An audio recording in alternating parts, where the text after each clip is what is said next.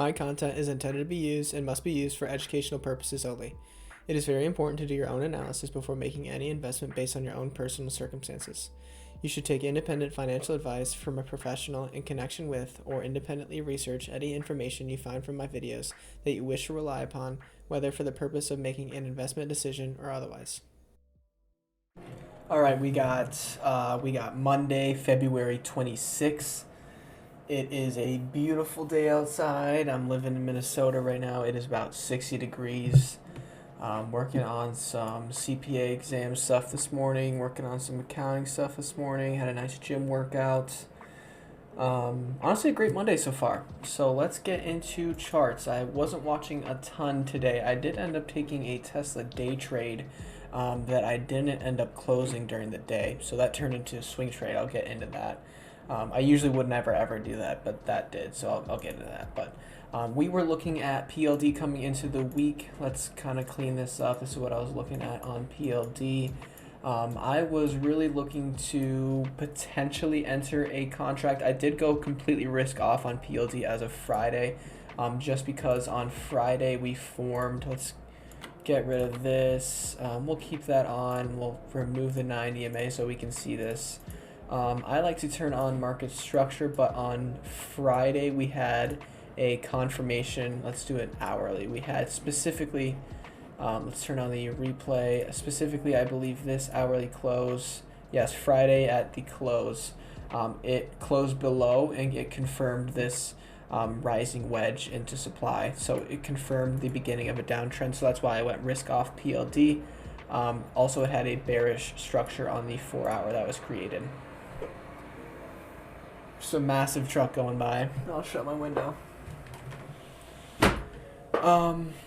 So a bearish structure was created with this double top in supply. So I was thinking, sometimes I like to, let's say I'm positioned for June here. Let's say if I'm positioned for June, I don't necessarily think I would always completely take off risk here, just because I have a lot of time and I don't necessarily think I'm 100%. Well, I'm never 100% right. It's always, and you're never 100% a sure bet going into each trade. Each trade is probability based, but there's always a chance that price could have gapped up, some kind of news happened. So I really would like to be long, but now that I'm thinking about it, maybe I'm stretching because structure is very bearish here. This is a nice double top in supply, and we had a nice volume profile. I think on the daily we saw that we had a nice volume profile node forming here where supply was. So maybe I'm stretching here, but getting back to what I was talking about, if I'm in June contracts and I see that we're likely going to have some kind of short-term bearish trend back to demand, I don't necessarily think I would always close it out. I close it out here just because I'm starting a little bit of a new option strategy. I can talk about it a little bit at the end.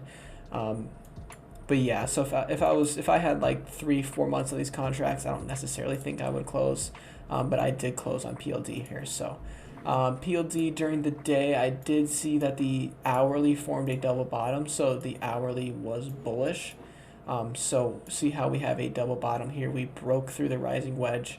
It looks a little bit stupider on the hourly, but broke through the rising wedge, fell through, created a double bottom. So now we're likely going to have some kind of hourly bullish structure to probably retest right here, which is the bottom of the zone we were just consolidating in. So I could see some kind of, so of course, to talk about this again, so since I saw this hourly double bottom, it kind of made me want to got the FOMO going, where it's well, do I want to get in, But then what kind of kept me out of the trade, which I think is good, is looking at this 4-hour. This is a pretty bearish structure, and ideally the best short entry is right here. So I saw price was at some point price was wicking right above where that line is, so that would have been an ideal short entry, and we do see the upper wick right there, so that's likely bears taking advantage of this bearish structure that we had. So yes, we had a bullish structure in the hourly, but no, we don't have it on the 4-hour. So I didn't really care to enter anything on PLD today. So nothing on PLD. I think it really had to hold this level, and of course it exactly closes right at the previous higher high and maintains some sort of bullish structure. I think we had a little bit of this consolidation.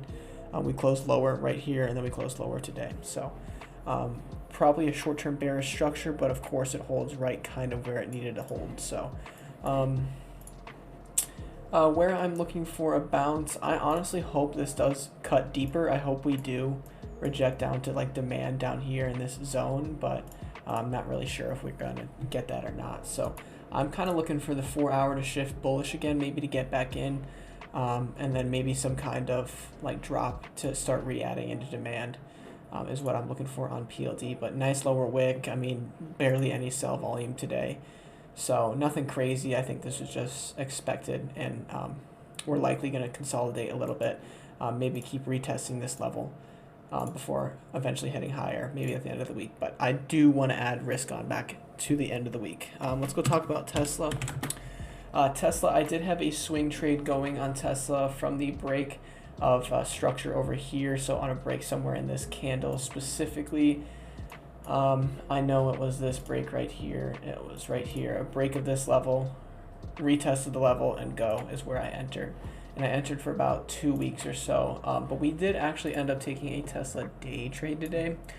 So what I was seeing on Tesla, so I'm going to delete this supply zone. I'm going to get off pre-market because it can be, or post-market because it can be annoying. I was waiting for structure to flip bullish on Tesla. We flipped bullish right around here as we failed to make, so we made a new lower low, and then we closed at a higher, we closed higher than this previous lower high. So stop was going to be a close below this 15-minute candle right there, because then that would have been a structure break. So we did end up having, I ended up using a little bit of subjectivity here. It did end up barely closing under, and then we eventually found support, and then just kind of dinked and dunked. I went to actually go close out this trade, and I used Fidelity, so I went to go close out this trade, and I got the PDT warning.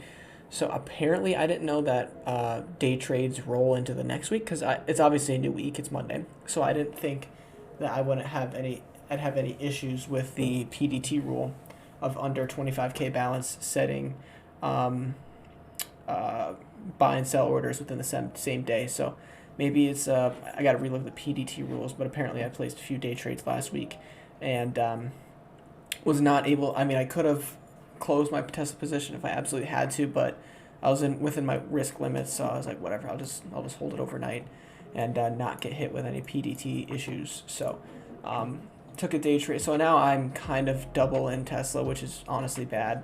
I don't necessarily want that. So but I mean, fantastic day on volume.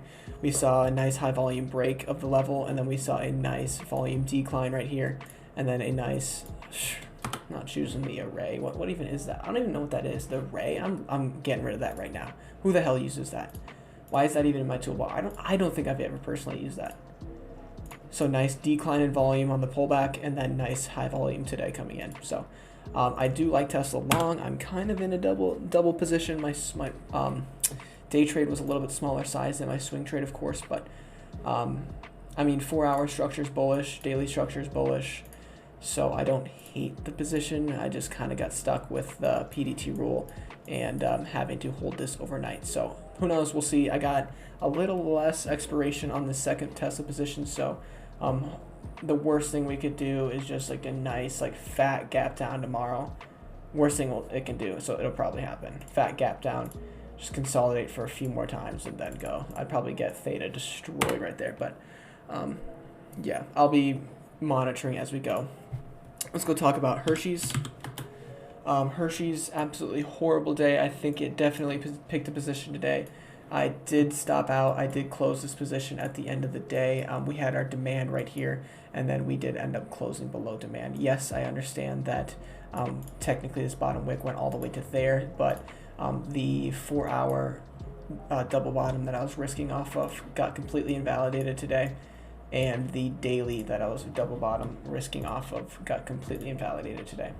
So I will be cool on Tesla. I'll take my loss, or excuse me, on Hershey's, I'll take my loss. And honestly, this is just setting up for a nicer, longer term play on Hershey's. I mean, this looks insane. This is about to be an inverted head and shoulders weekly. I mean, that's really what this wants, honestly. So whatever. But took the loss on Hershey's.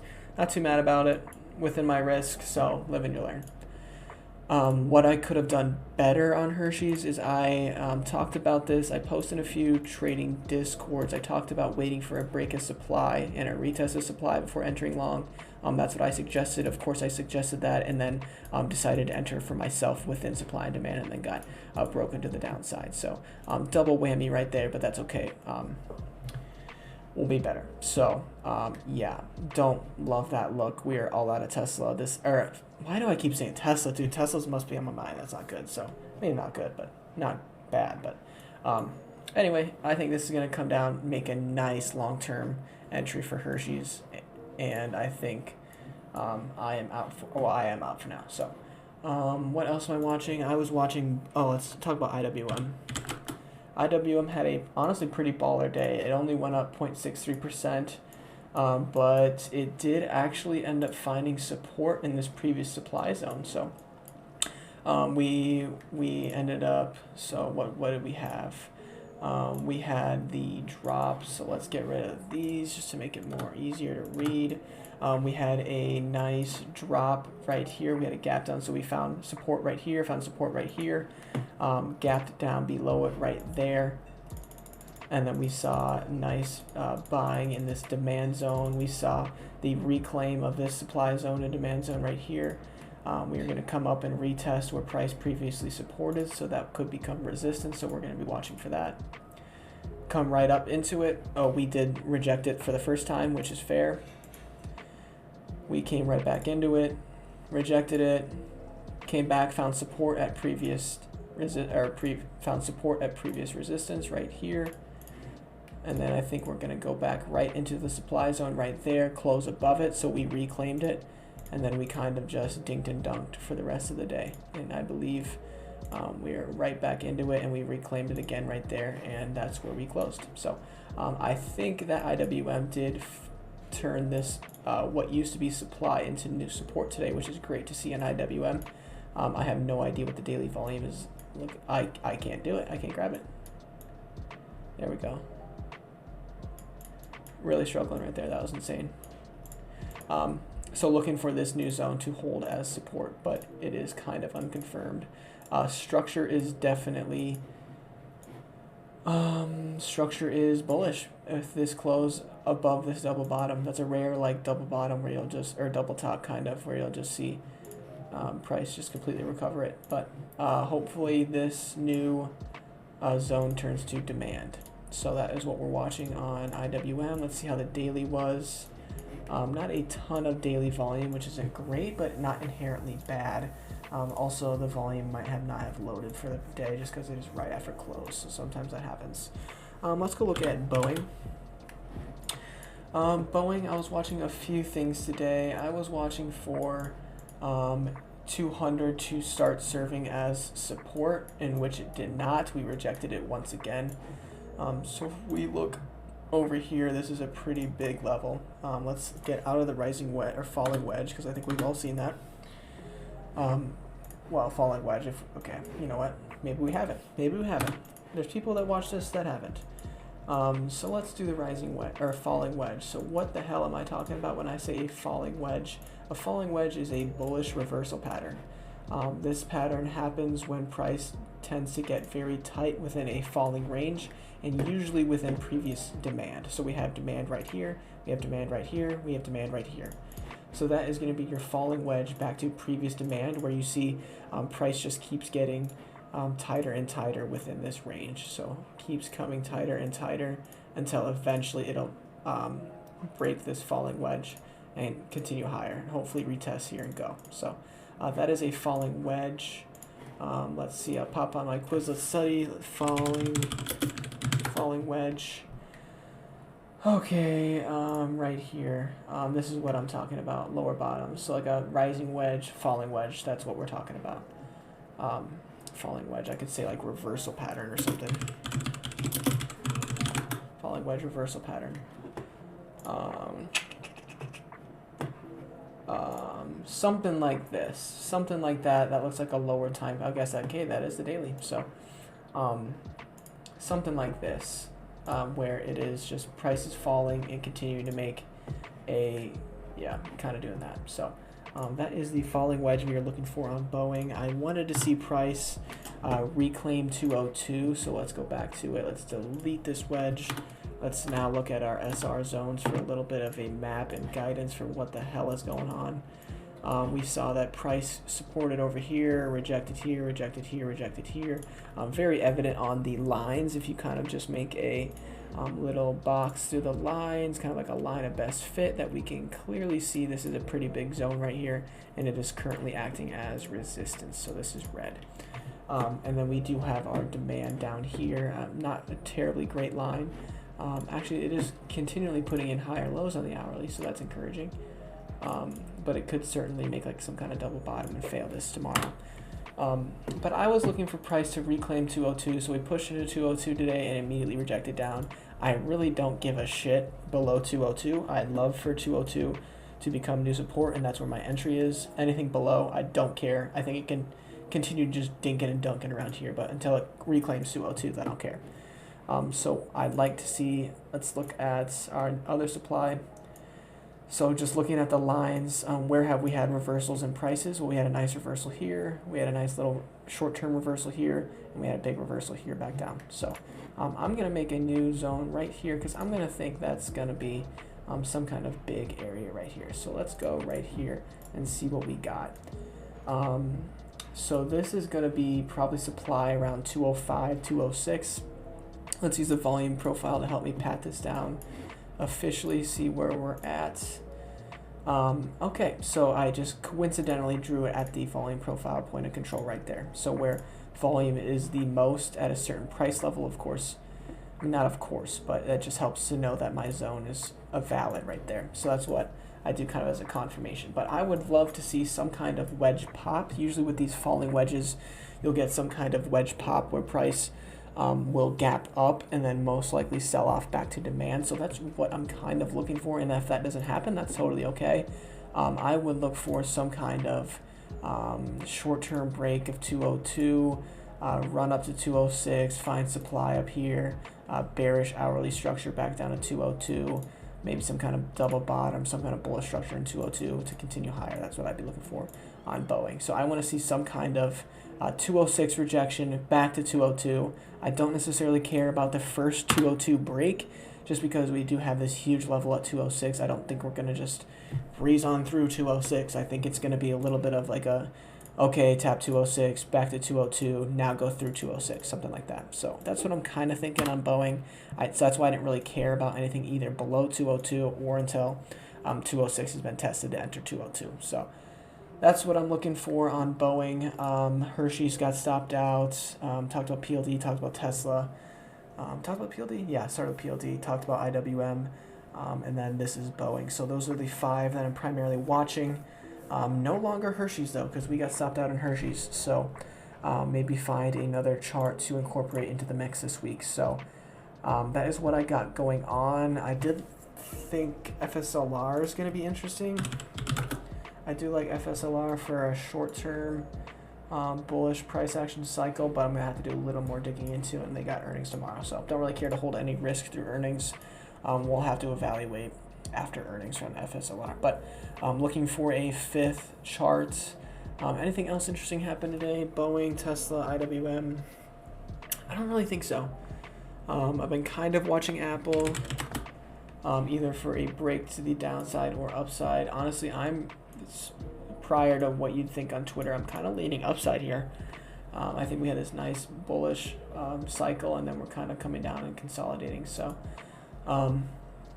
yeah, watching Apple, watching Boeing, Tesla, PLD. PLD kind of like faked me out today. I did want to get in. I'm glad I didn't. IWM surprisingly somehow overtook some supply, at least in the short term right here. Tesla, we're kind of loaded on Tesla. Unfortunately, so we need to see some kind of good day out of Tesla. Other than that, Boeing and Hershey's. Yeah, that'll wrap up today's video. Thank you so much for watching. Likes and comments, just comment anything.